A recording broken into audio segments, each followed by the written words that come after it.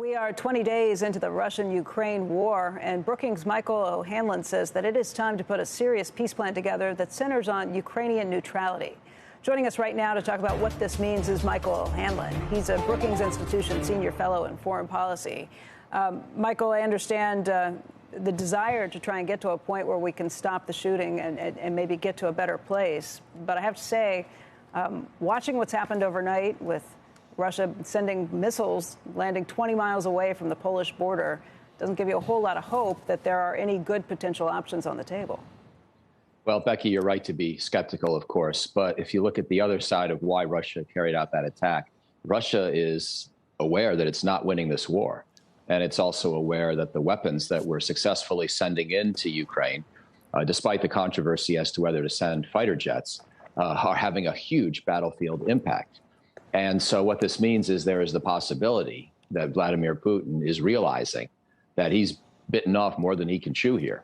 And what I sort of interpret as, his overconfidence parallel to our overconfidence in the 2003 Iraq invasion is perhaps now being reassessed.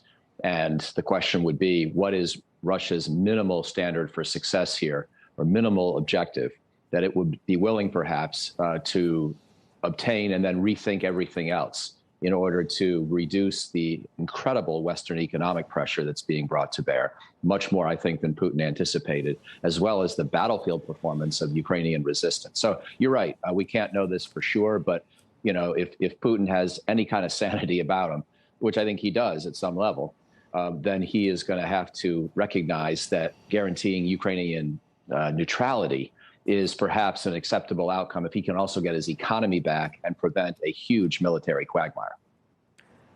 I think that it brings up all kinds of questions. First of all, the idea that he recognizes these things. Second of all, that he'd be willing to lose face, because I don't see a deal getting done that he doesn't have to make some substantial admission that he was wrong.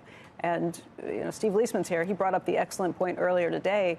Even if he does that, would that mean a change in business relations, because he has done such horrible things, war crimes that have been committed in Ukraine? How do we go back to doing business with him?